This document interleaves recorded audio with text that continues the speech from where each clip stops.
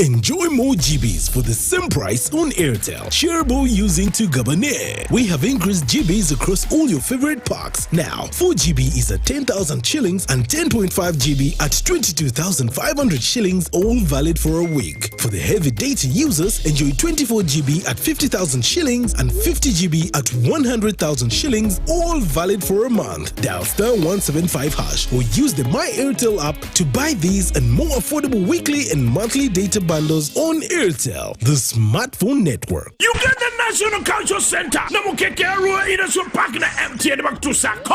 We binulie mbale. Tusungu na mbale SS Grounds. Dokumena setu Augusto. Line up ya stars ready no money. Alipea kuimbe rusukuru seminti. Pia pounds. Profit to you. Garuka Sita. Make it wide. Brand ways. Green Daddy. Rachel Ray. That's the day. Kaziwe Kapo. Friends Sejewa. Friends Sebata. Maimbi mbale bona. Enungu ya live. Bandi lukoba kulukoba. Fireworks wangu nyoka kwalwa. Emiyangu gura usawa sadezo kumacha. Abakozi bavuye temuzunga. Uganda Police ya kuongeza security. Bijindwa musente. Hema Water. UNNC. UBC. Na Makungulu Rural Industrial Park. Beaulaga. Nibitekebwa. Sama vulu baramo. The Nick Promotions and to take over.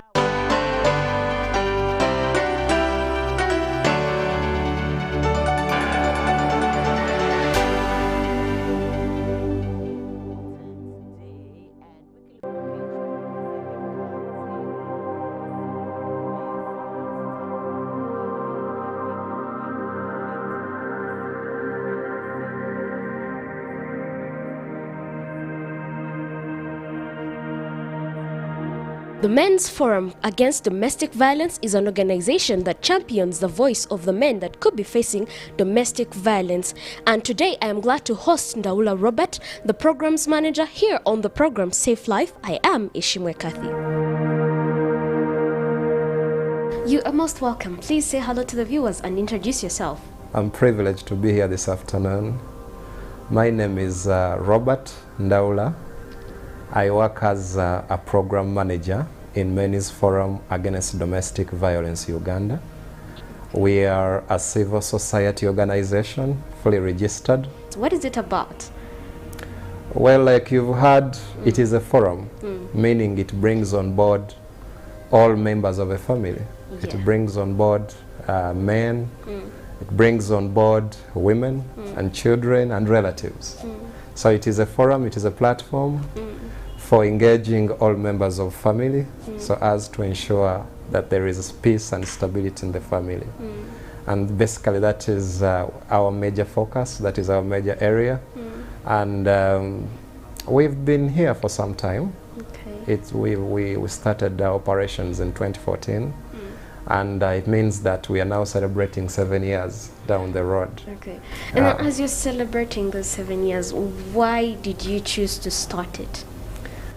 Maybe to take you back a bit, we started as men's protection against domestic violence, because the vision bearer, the founder, had a very strong passion for men who are experiencing different forms of gender-based violence, especially domestic violence, and had nowhere to go.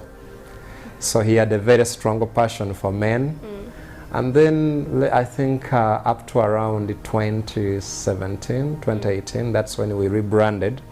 And this time round, we removed the word protection and added the word forum. So it was Men's Protection Against Domestic Violence Uganda, and currently now it is Men's Forum Against Domestic Violence Uganda.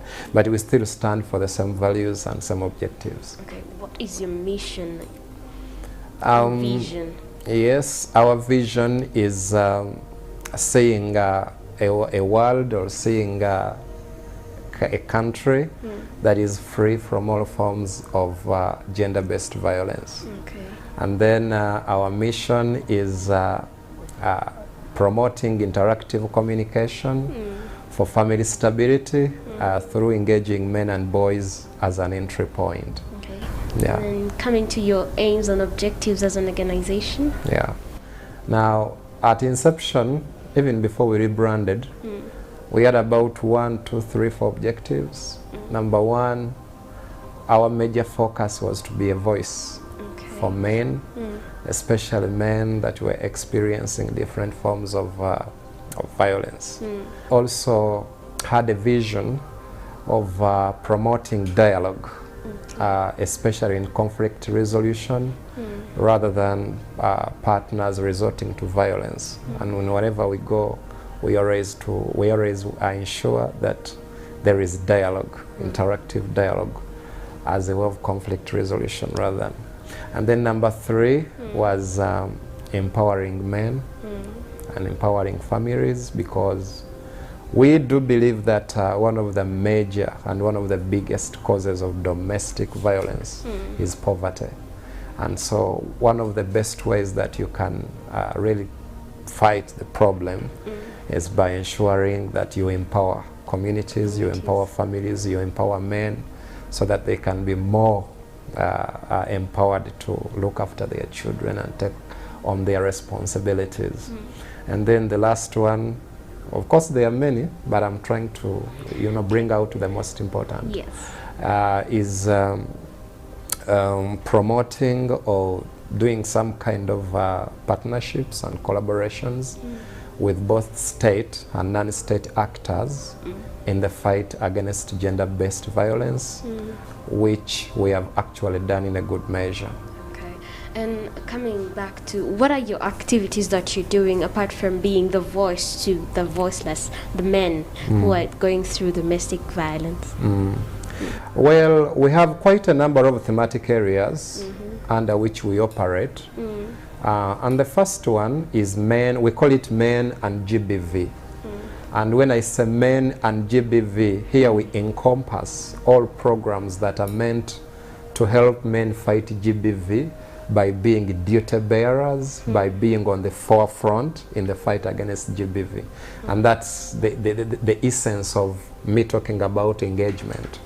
Especially when the Ministry of Gender came up with the national, they called it the National Male Engagement Strategy. It was based on the fact that, well, you cannot fight GBV, you cannot fight domestic violence if you left men out. So basically, we believe, and we actually took this on because we felt it was more spot on. We have both state and non-state actors that are in the area of gender response, GBV response and prevention, and we have different approaches. There are those actors that are mainly in the field of advocacy, especially women's rights advocacy and children. And then there are a few of us who took the other direction of advocacy for men's rights, and but we believe that you cannot fight GBV from one perspective. Look, here you have a girl who you're trying to nurture so well, and you're even trying to fight for her rights such that she gets well, she should be she's well treated. And at the end of nurturing her so well, treating her so well, preparing her for gender roles and life generally, for her future life, she'll get married, of course, in future to a man or to a boy who has never nurtured. And, and we feel that you'll have only treated a symptom. You'll not have addressed the root cause of GBV. And honestly, if this lady got married to such an unnurtured man or boy, then you cannot do it with violence. So we felt that as an organization, we could just supplement the efforts of other actors who are already in the field of advocacy by bringing men on board, by nurturing men and telling them basically about. I'd like to take you back a little. You said you want to make sure that you empower the men, but these are the men that are already empowered. Now, but yes, we know they're facing all these things and they're silent. They cannot come out because everyone believes and thinks that for them they're okay. So how are you doing it to make sure that these men are actually coming out to speak that this and this is going on? I am facing gender-based violence. I'm going through domestic violence. How are you managing to do that? Because it's really hard to find a man that is talking about this. Well, thank you so much. Actually, it was at the back of my mind because just recently, police came out with a report that the number of men reporting violence has increased over the past years, over the recent years. True. And we can say we are proud of that achievement because wherever we've been, in whatever we have been doing, as a forum, we have encouraged men to come out and speak. To come out and report violence, because in the past, the way our society is constructed, men used to die in silence, especially when they were experiencing different forms of violence. Some of them even feared going to police stations. Some of them died with their problems. And they always had that stereotype, that kind of feeling, that kind of belief that if I went to police, they will now start asking me, aren't you a man? How can you report your woman? I mean, how can you report violence? But in all our interventions, we have always made sure that we encourage men to speak. We have encouraged men to break the silence. And above all, we have encouraged men not to be violent, not to slap. We have actually used that narrative that when you slap a woman, you are slapping your own pocket. So if you want to avoid that kind of scenario, don't slap her. Don't, because in the process your land will go, your property will go. So you just have to make sure that you report so that you can get the help that you really need. Okay, getting back on the men's side, as you're trying to tell them to make sure that they do not slap, they do not do this, they do not do that. Now, how have you involved these women who are making these people go through these things? Because you're saying you're only speaking for the men, but where have you left these women? Are they involved, or how have you tried to involve them? Because it's not, it's as you said, it's a two-way thing. So these two must work hand in hand to be able to achieve what you're. So how have you managed to involve them? Okay, thank you. You know, I have already said we are a forum. That's why we changed it from men's protection because people were misconstruing us for protecting violence. I mean, encouraging men to be violent. So that's why we changed it from men's protection to men's forum. Meaning that at first, the name men's protection had locked the women out. Yes. They actually thought this was a men's thing. And then when we rebranded it to forum, we are now getting even more ladies reporting to us at our offices, reporting violence, than men. Meaning that we are now engaging all members of the family. We have children who come to report. We have women who come to report. And for them, we listen. To them, we always listen. And then we engage them in a kind of a mediation. Mediation meetings. We have those mediation meetings. We have counseling sessions.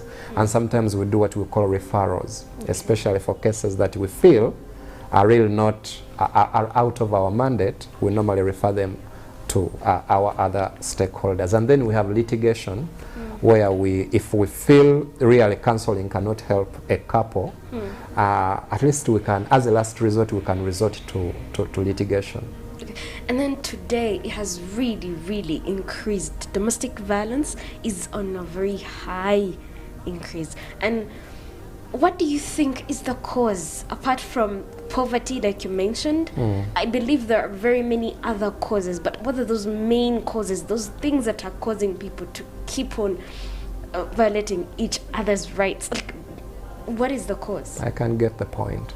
Well, there are quite many, but I would start with the very first one that is actually becoming a serious exposing factor to GBV.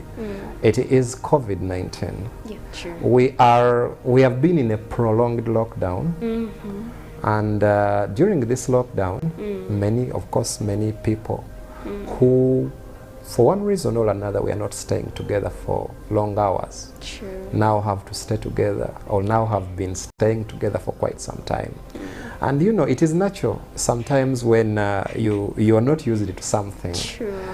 When you start noticing different habits. Start noticing different habits. Start complaining. You start complaining about the way everything, they even the use little things. Eh? Exactly, the little things that someone would not really care much about. Yeah, true. So you start noticing how someone is misusing, someone is wasting soap, how someone is wasting, you know, how someone is wasting resources, and you have to quarrel this about this and everything. that. So that prolonged lockdown has really had a very, very big impact on couples.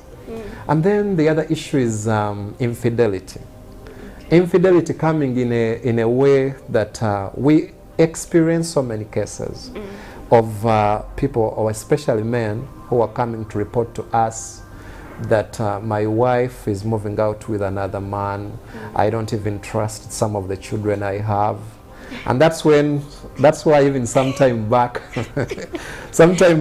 in one of our, you know, we normally have those at the National Media Center, we normally have some of those,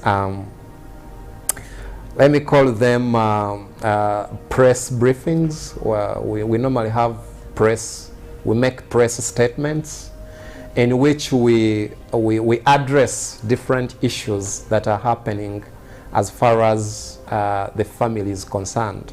And so in one of our press briefings or press statements, we called upon the government, you know, to reduce the cost of DNA, so that most of these men who are experiencing that kind of psychological torture, he's not sure of the children he has, can quickly and easily take their children for DNA, and then they can separate those that are theirs and those that are not theirs. Yeah. And it has really, really, like, within this lockdown, it's why you look at your child and he or she looks like the neighbor, and then you start suspecting. Exactly. The more time you spend at home, the more you start realizing most of these things. Okay, and then how do you think people should be protecting themselves against this domestic violence? Not only the men, but whoever that could be, men and women. What do you think they should be doing to protect themselves, or how should we prevent it in our homes? Well, in the first place, and what we normally tell people who come to our office is try to understand your partner. Try to understand her moods, try to understand her lows and highs, and then try to find an appropriate way of reaction. And in most cases, the most effective response is dialogue. True. Dialogue. I mean, you cannot use force on everything. True. As a man, as a woman. I actually believe that force shouldn't be used anywhere. Anywhere in a home. Yes, absolutely. True. It must be dialogue. You must engage yourself in dialogue. You must be able to talk. The moment there is that lack of communication, then you'll start misunderstanding each other. Even something that would have been should be key. Communication is key.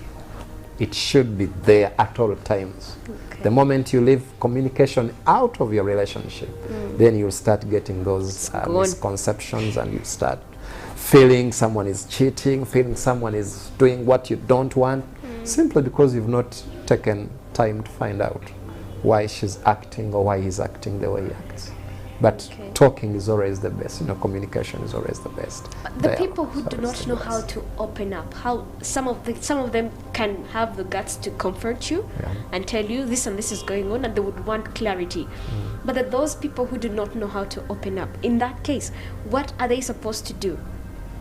Because they'll keep thinking making all these conclusions, but sometimes when they're even wrong. But what are those people supposed to do in that situation? Okay, thank you very much. Like I said, it starts with understanding your partner. We all have our highs and we all have our lows. So the issue is, when do you talk? It is more important to look at the mood in which your partner is. Sure. I'm sure every couple have those moments when they are in high spirits. And I think that would be the best and most appropriate time to talk. Otherwise, the timing sometimes of the communication also matters a lot. So you have to look at your partner, study your partner, know his highs and lows. When he's in his lows, when he's stressed, when he's being depressed, I think it would not be the most appropriate time for talking. But there is time when you can even address something. You can let it go. You can let something fast rest, fast lie. I mean, you are not talking about. Wait for the fire to cease. For the fire to cease. You can even tend to do that intelligent neglect. You pretend as if you have not known. And then at some point, you can slot it in. Honey, what happened? Why is this happening? And someone is in a better position to explain. And this is what we always tell the couples. Don't confront. Let it be some kind of a dialogue rather than a confrontational kind of experience. Okay. And then what are some of the challenges despite COVID-19 and some of those other challenges that you've been facing throughout as you're running your projects and the whole organization?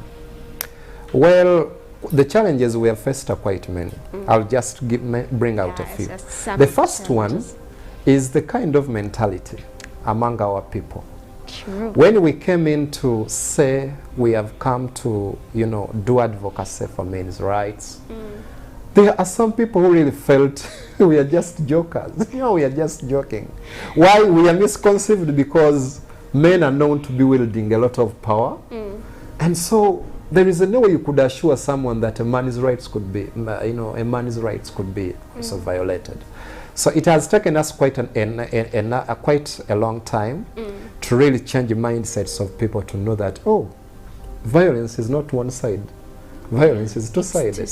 It can be perpetrated by any of the two partners. True. So that mentality, that kind of stereotype has really costed us. When you talk about gender-based violence, they only think of the battering and only that. It's the only thing that comes in mind, yet it comes in very many forms. It really comes in so many forms. It is experienced in so many forms. Violence can be anywhere. Yeah, it can be done anywhere. They only think of the physical. They don't think of the mental.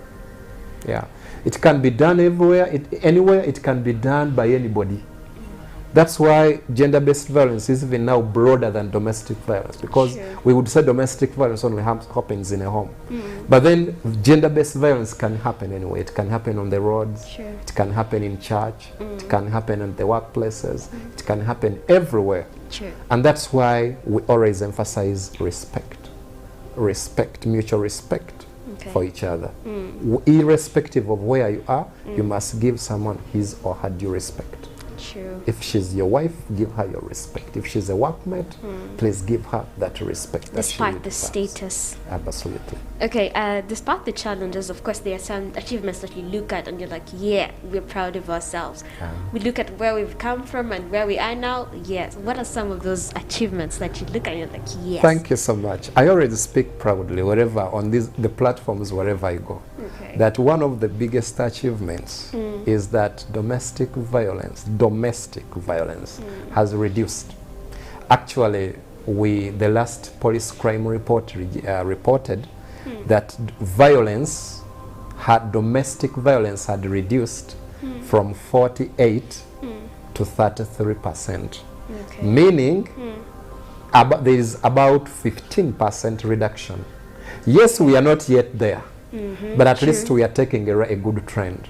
I'm so proud to see that. That is number one. Number two, we are also experiencing more men reporting violence than it was in the past.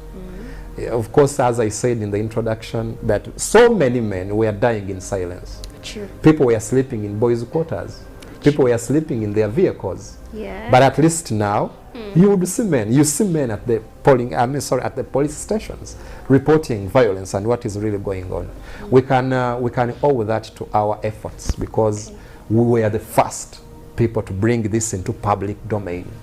I mean, to tell the world, to tell the country that, hey, men are tortured, please. And if you are experiencing any form of violence, irrespective of our society constructions that men are supposed to be, please go and report. Don't die in silence. And then the other thing we are so proud about is that we have instituted a program called the National Fatherhood Program, in which we train fathers to be equitable really partners. Nice. And in our fatherhood program, we have mainly focused on parenting. That idea of leaving parenting to children, to wives, must die. We now think parenting must be a collective responsibility. Very true. If it is changing a diaper, it is as good as changing it if you are a father. Don't wait for the mother to do that. Right. Men must engage themselves in parenting. Yeah, thank you very much. So as you're giving out your last remarks, what is your way forward? And then you could at least share the contact in case someone would love to reach out. Okay, my last remark is one, we as a forum would like to request government to, harmonize the kind of relationship that is now existing between the government and the civil society. Okay. We are seeing so many of our stakeholders having accounts frozen and the funds are no longer flowing in as they used to. And NGOs basically operate on funding. If there is no funding, they cannot do work. So we only ask government, if it is possible, we would harmonize. I know there are some few things that happened in the past, but organizations like Men's Forum are non-partisan, non-denominational. We don't subscribe to any kind of political beliefs. Our mission is simply changing society. And what we need is just that little, funding, and then we can do work. And then lastly, we would like to appeal to all men and women out there that instead of resorting to violence, let them resort to dialogue. Where it fails, then they should call us. We can do the mediation. I'm now giving the contacts. Our office line is 0414-373-101. That is our office line. Just in case you are not able to call on the landline, you can try an Airtel number. It is 0758-260-782. And then we have our website. Our website is www.mfadiv, meaning mfadv.org. We are based in Najana Nkumbi. Just before you reach FDC, we are on Chesimba House, the second floor, room 201. Okay, thank you very much. It was really nice having you. Thank you, please. Domestic violence should be discouraged in our society in order to have harmony in our families. Otherwise, remember, living a safe life is your right and responsibility. I am Ishimwe Kathy. Stay safe. Please go for vaccination.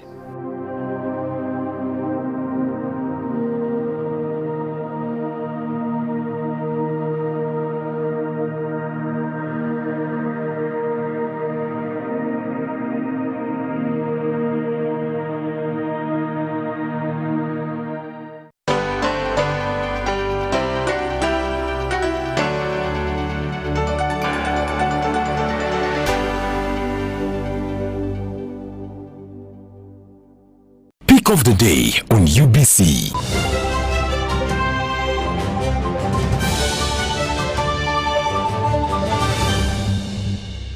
Was brought to you by simply make a small deposit of 99k and pay the balance mpola. You can pay in daily, weekly or even monthly installments while you enjoy your new phone. So what are you doing today? Visit any MTN shop near you and get the MTN cupboard. That's super easy.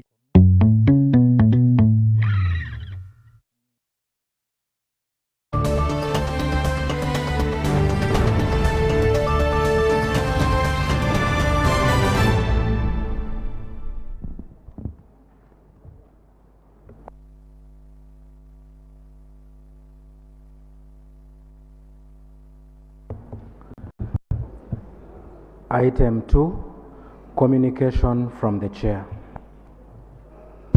Honorable members, I wish to welcome you to this afternoon sitting. Honorable members, yesterday the media was awash with the news of members of this house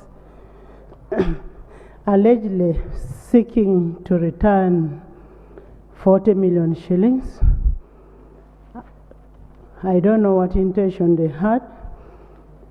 The member in question is Honorable Twaha Kagabo, a member of Parliament for Bukoto South.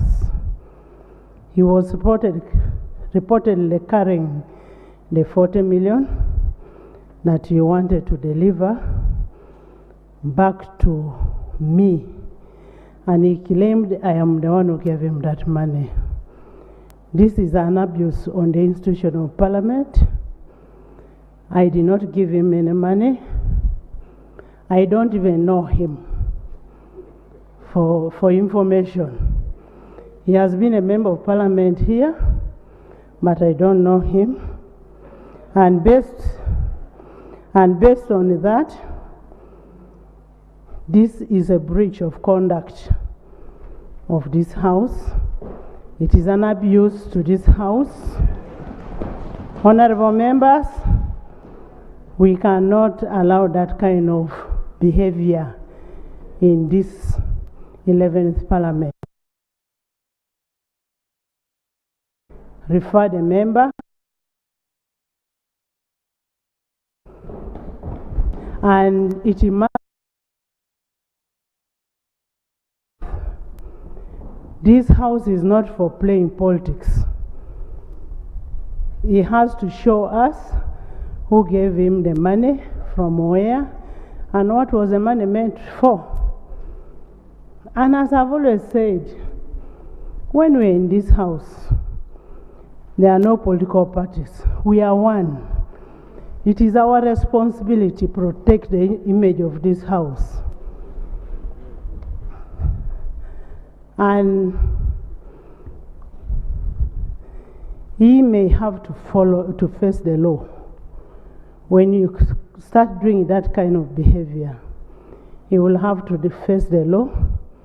And being a member of parliament, you know what it means. You know what it means. Honorable members, in a bid to strengthen the evidence-based legislation, the Parliamentary Commission has established 3 resource centers, fully equipped with computers, printing services, and these are in the library, in Development House. 2 is Kingdom, Kampala, of their location on your emails. Please make best use of these resource centers for us to do better legislation. Honorable members, on 6th August 2022, our own